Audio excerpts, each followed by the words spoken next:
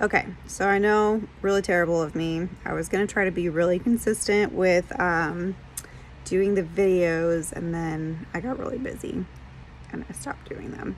But I'm still here at BOLC, my last week in this crazy quarantine time. So I figured I will run through the additional 6 weeks and answer any questions you guys have. First off, I don't know if I've said it, but it rains so much here. Make sure you bring your rain boots and your rain jackets, or you'll want to buy them because all it does is rain. Also, the weather's super bipolar. It's been bipolar this whole time, so be ready for like summer weather and winter weather all in the same week, including some rain in there. I'm here for this weird quarantine time, so I'm quarantined to my room right now. I should still be able to graduate and leave on March 31st, but just chilling out here in my lovely Magruder room. It's kind of like a cage, but whatever. Okay, so week 6, we did the CIP briefs, enlisted promotions and officer promotions, which that one I really wish we'd have spent more time on because it's something that like everyone will be doing. We didn't spend enough time on that. CASOPS overview. We had an organizational run with all of SSI. And then we had our HR services test. Honestly, the tests weren't that bad because you're able to use the regs and highlight the regs. So the tests weren't as scary. It's just very time consuming, but I put a lot of information in there and I was able to get 100 on both. Yeah, I got 100 on both of the big tests. And then we did mid-course counselings, and that Friday we had a training holiday. You will have those hopefully. I think the next class is in June, so you'll have July 4th. Yeah, you'll have a training holiday. Probably a 4-day weekend. All right, week 7 was also that Monday was a training holiday. We had more combatives. We have combatives every week. Just it's really split into the weeks. I don't like it that way. It was kind of one of our AR comments after CAD week was having combative split up is just terrible, but apparently they have to do it that way now. I don't know. We had the systems tests scheduled, but they don't really work. So the tests were kind of just like that. We had like 4 computers out of the entire class that was working, so we had to all just take turns using it. It wasn't stressful because of that. It was kind of like go do the stuff that you learned once and haven't had a chance to practice, but it'll be okay. And it was okay. Let's see, the people who had overseas, like OCONUS, they had a briefing. There was a PCS brief for active duty. It was more EMILPO tests. Oh, we had an MRT class. That was pretty cool. It wasn't long enough. I guess it's like a 40-hour class, but we had it in like an hour or 2. But it was definitely like more self-development, and I liked that. Probably could have spent more time on that. We had a CAD in brief because the next 2 weeks were CAD weeks. And then we did our information briefs. You're gonna do a lot of briefs, which is good because it's good if it's okay if you mess up in front of the instructor, right? Like get it all out, get your nervousness out, listen to his feedback. And then once you get back to your unit, you don't sound like a jumbled up mess when you're trying to brief, because trust me, I sounded like a jumbled up mess when I was trying to brief my first couple drills because I didn't know how to brief. You know, you're just listening to those around you and you're like, all right, I'm going to jump into this. But after you do like 10 briefs to your instructor, it's not that scary, and I feel like I'm going to go back to my unit and definitely be able to brief my commander like with ease. For the most part. I'm sure there's still stuff that I won't be able to answer, but I'll have more confidence. All right, so now we're into week 8. All the schedule is on. Oh, right, because it was CAD week. Okay, so week 8 and 9, we did land navigation. We zeroed at the range, group and zeroed. And then we qualified. The new qualifications are pretty cool. So you do 1 standing unsupported, you drop down to the prone unsupported, you do 9 more, you do 10 prone supported, then you go into 10 kneeling supported, and then 10 standing supported. And then all of this is done. You have like 10 seconds each time or something. It's all timed, and you have to switch out your mags and everything. It sounds scary, but it really wasn't that bad.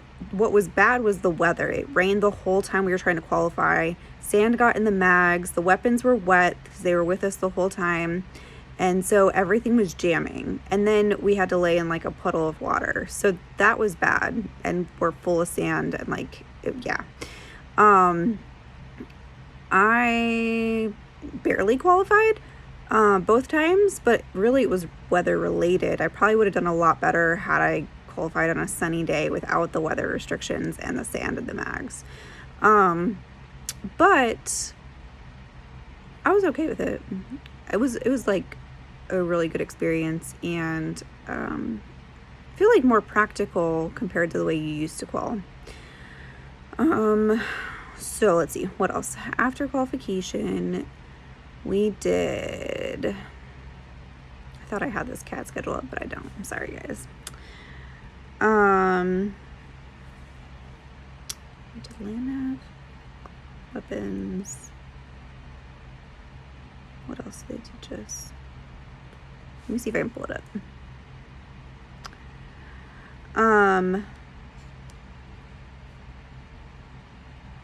We slept out in the field overnight and did straight line patrol bases. That was weird. I've never done it that way. It was also raining the whole time. We had to wait until it was dark to put up our tents, and we had never been shown how to put up our tent, so that was kind of crazy.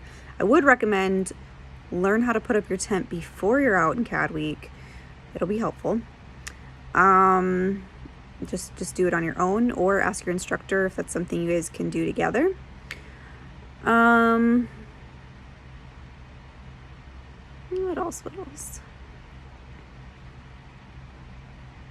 There were some classes that we had. There were civilian, we threw grenades, just like the dummy grenades.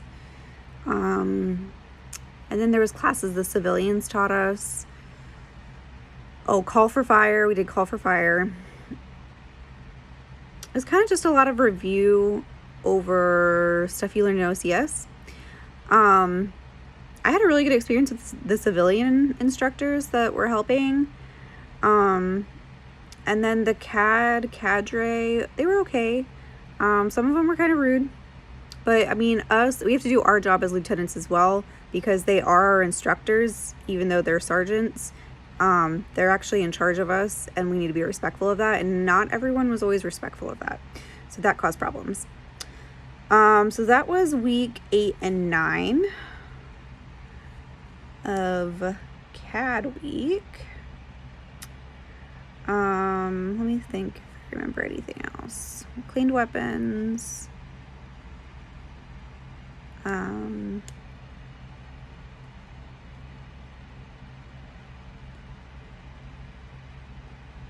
think that's pretty much everything. You can you only spend 1 night out in the field during CAD week. So like you can pack your own snacks and stuff. So that wasn't bad. We were actually able to go to the DFAC most days. I mean, they did give out a couple MREs, but what's nice is that we all have our own cars. We're all bringing our own bags. So pack your own snacks. The tuna and chicken packets are great. But that way you don't have to, you're not stuck eating MREs and eating wasted calories that you don't want.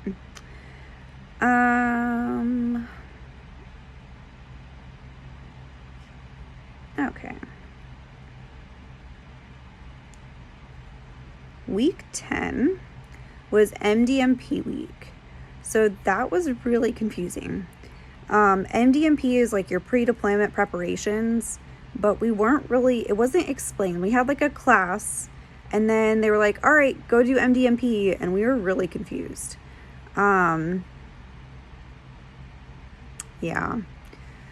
Because you have to do like a group brief at the end of MDMP, but all week long you're working on your MDMP brief. And you have an MTO, and you have your list of, what is your MTO? I'm sorry, I'm trying to think about memory. You have all these documents, like 15 documents, and you have to go through and you have to compare them to what you're authorized and what you actually have. And then you have to come up with your MOS shortages. But without really being explained how to do that, a lot of us were confused, and it really didn't come into focus, and we didn't understand it until we were in our CTE. However, if you do get a good understanding and it's explained to you well, then you'll be really prepared for your CTE week, because all those numbers are like your beginning numbers. So keep that in mind. Ask a lot of questions. Hopefully you get a lot of answers. Take your MDMP week seriousit'll totally set you up for success for your CTE. Other than MDMP and PT, that was basically all we did that week. And we started day 0 briefs for CTE. So those were like road march briefs. And if you don't know what CTE is, it's your culminating training event. That's the big one. We're on the field for 4 days and 3 nights. And the one everybody probably talks about. They just added this within the last 2 years. And I was kind of like, I hate being out in the field, but it was actually really useful. Maybe not the sleeping outside part, but doing all of the deployment stuff was actually really useful. So day 0 briefs, safety briefs, all that stuff. Those were the ones that we did in the classroom that day. So then week 11 was CTE week. And, it was really crazy because we were like right in the middle of this coronavirus stuff. So we didn't end up putting on camo, but we did get a class on it, just because we weren't supposed to be touching our faces, and all you do is touch your face if you put on camo. We had CPOF training, and yeah, the civilians did like 4 classes while we were out there. Like Miles application, what do you do when you get a prisoner of war? All that stuff on Monday. And then Tuesday through Friday were our CTE. So you ruck out to the WTA. That's where almost all your like CAD outside stuff is at WTA. You have an A bag where you put the majority of your stuff in, and then we were rucking with assault packs. We do that a lot. I think we only use the rucks once during CAD week. And then bring lots of food. Actually, we had the opportunity the day before to like bring our food, coffee maker, microwave. People were bashing about it because they were like, why do you need all the nice things? But when it was raining and it was gross, or it was really hot, like it was nice to have coffee because we're all sleep deprived. We slept like maybe 5 hours. We had like 5 hour turnaround time, so very little sleep. And the goal is just still be nice to each other at the end, right? So make sure you have coffee and something other than MREs to eat. That'll help you a lot. And then I would bring wipes because the computers aren't very clean. Some Clorox wipes, and just wipe stuff down. And then you work in your battalions, and brigade like takes up all your numbers, and you're getting attacked and you have casualties and stuff. But you're inside doing this. Then you have a group of 8 that are doing security. But that's more like, it was like our downtime away from the computers, because the bulk of our work is really on the computers, tracking all the numbers, making sure we update for brigade. Per stats are number one thing. So that was like our big thing. And then your S1 briefs, you get kind of hammered. They're really hard on you. They're asking you a lot of questions. They want to see if you're going to answer with confidence. I would say even if you're wrong, still answer with confidence because they're less likely to challenge you. And then you'll survive. It's just, that's what it's supposed to be. They're supposed to put you under a lot of stress for your S1 briefs. And then, and then CTE was over. We did switch with the other class, so I don't know how it's going to work when there's more than 2 classes, but one class has day shift and the other class has night shift. So we just rolled the dice. We had day shift. We had more higher ups come. Also, if you're in Heat Cat 3, like be in Heat Cat uniform. It was a huge deal. Even if you're in the air conditioning, you still need to be in Heat Cat uniform. Even if you don't want to unblouse your boots, just like do it because we got in a lot of trouble. Big deal. And then, sorry, now I got on a tangent.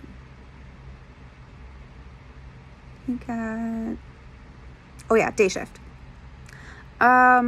Everybody loses sleep. The only benefit of being day shift is that we weren't trying to sleep when it was really hot. But we did have to deal with the higher ups. So that was the downside. The night shift, it was probably more relaxed for them because there wasn't higher ups coming. And, it was probably just way more chill. However, they had to try to sleep during the day and it got up to like 80 one day. So how much sleep were they really getting? Not much. Day shift, night shift. Okay. So we did that. We did a rotation. I would say before you get to CTE week, make sure all the instructors are on the same page about what they're teaching you for your deployment numbers. Our biggest confusion between the 2 classes was that our instructors were teaching us differently. So the other class was starting with the same 100% every day, where we were working off we kept going. We kept our track. So when we got off of shift, the next morning when we started our shift, we used the same numbers we had when we got off of shift. But their numbers weren't like that. So then we spent the first part of our morning trying to fix the numbers. So we understood, we had to count in for their casualties with the numbers we had based off. We're just doing a lot of extra work. If the instructors were teaching the same thing on the same page, the rotation would be so much easier. And I know that doesn't make much sense to you right now, but just make sure, because you're going to work with the other class leader and XO a lot in the S3, that just get a picture of what the instructors are teaching. And if they're not, just ask them, what's the plan? Are we going to learn the same thing so we can make our rotation easier? The instructors are all about trying to make things easier on us. So, so that was CTE. This week was week 12. So, our week 12 basically was canceled almost. I mean, we went in a couple times, because we had this whole quarantine going on. So what was supposed to happen, which we did our CEIF turn-in, and then we were supposed to do our DD 214 signings for Garden Reserve. That hasn't happened yet. There's supposed to be PT every day and a WTSP brief that I didn't make it to because I'm quarantined. Weapons cleaning, which AIT had to do for us because a lot of us are quarantined. And then end of course counselings the next 2 days. And we have our end of course survey and end of course critique. So I'm sure we'll end up just doing those online on Blackboard more than likely. I don't think we have a mentor, and I don't think our mentor is going to be able to come in and do an out brief, but I'm not sure on that yet. So the week after that is graduation. The day before the 30th is going to be, graduation setup and rehearsal, the AG induction ceremony, classroom cleanup, and usually an end of course social, which those basically were canceled for us because you can't eat anywhere right now. Everywhere is shut down. And then tomorrow's graduation. It looks like our graduation ceremony is at like 10:00. So if you're looking at like if you can fly out the day of graduation, yes you can. Probably like a 1:00 flight or 1300 is plenty of time for you to get to the airport, unless you're going to Charlotte or something. Otherwise, you're definitely able to leave that day if you're driving or flying. So count on that. You can leave on the 31st. Sorry, it won't be the 31st for you, but you can leave on the day of graduation. So that was basically everything. I got a couple questions about if family can stay with you at the hotels or if your pet can. So Magruder allows pets. There's like an extra fee. Holiday Inn does not, but I'm sure you could get moved to Magruder if you really wanted to bring your pet, although they're way worse than the Holiday Inn. Maybe Dozier does. I'm not sure. I would call the hotel and ask, but you can definitely bring your pet. And then family members, they say family members aren't supposed to stay with you, but you're in a hotel room by yourself. So I was able to have my family come visit me for a week and stay with me. It was very crowded in this Magruder hotel room, but it was also the highlight of my whole time being here was that my 7-month-old baby and my 9 and 10-year-old and my husband came to visit me and gave me a little relief, because you're with 35 people for 12 weeks. It's a lot of personalities. It's not necessarily that you get frustrated with the people. It's more like the personality clashing that you get frustrated with. Try to keep your cool. Try not to get too frustrated. It's only 12 weeks and then you don't have to deal with them anymore. Be respectful, because you might see them at Captain Courier's course or later on in your career, because even though it's Army, Reserve, and Guard, right? We're all still Army and we're all going to be working with each other, especially if we're deployed, we could be working with each other. So just keep that in mind. It's hard sometimes because you get really frustrated, but it's a good experience to deal with other personalities and how to react to them, especially when you're in peer leadership. So yeah, hit me up if you have any other questions. I'm sorry that this is a really long video and that I didn't keep up every week like I planned, which I get now why other people didn't, because you get busy and you do things outside of class. You have the weekends free. Technically, Saturday is a training day, but they don't utilize it. So you have your Saturdays and Sundays off. You can go do stuff. If you live around here, you can get a pass. You can go visit family, which is nice. They're pretty good about passes, except for right now because Corona. Yeah, okay. Just let me know if you have any questions. I'm excited for you guys to be here. AGBOLC is definitely getting more hua. I would definitely come in shape. Like, what is it? We're in March, so if you come in June or July, I think it's June is the next one, you're going to have 3 months to work on ACFT. You're going to have to do the ACFT, and I'm pretty sure the next class has to pass the ACFT. So for us, we just had to take both the APFT and ACFT, but we had to pass one of them. But the next class has to pass the ACFT because October is when it's like fully implemented. It's hard, especially if you just had a baby. I just had a baby and I can't do a leg tuck. It's ridiculous. So work on those. Work on your leg tucks. And if you're short and small like me, your power throw, work on that too, because that I didn't pass. I need to work on my form, honestly. Even if you're not a runner, the running wasn't bad because you have 10 minutes in between the end of the ACFT. Oh, I didn't talk about the ACFT at all.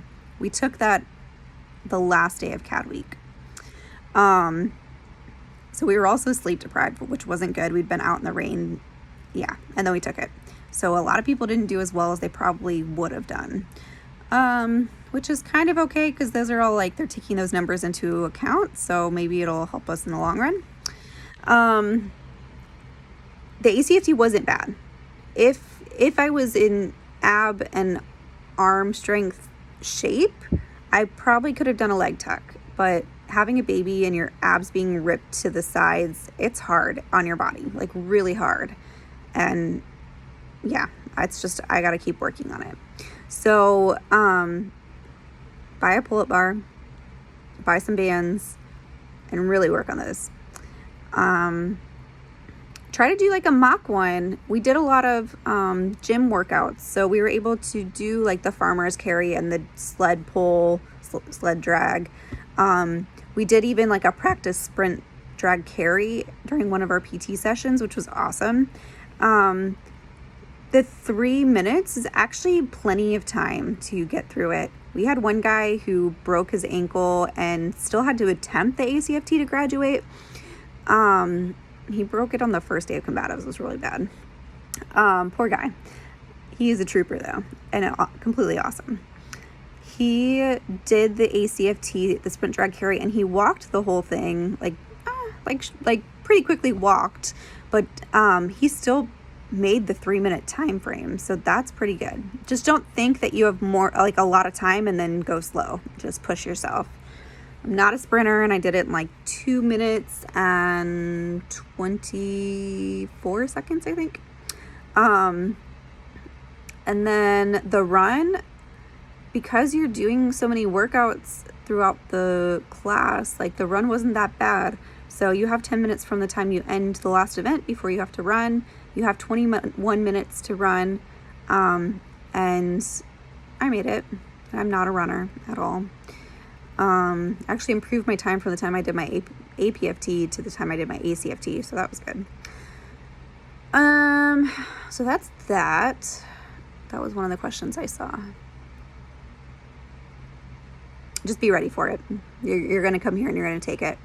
Also be ready for height and weight. They're really strict on that. So, even with me having a baby, they were really strict on that. I think that's all. All right. I'm really going to end it this time. You guys, hope you enjoyed these videos. If you have any questions, let me know. You're always welcome to email me, through our military emails as well. I'm, Second Lieutenant Rachel Rosbert, soon to be First Lieutenant after I get out of this place. All right, bye.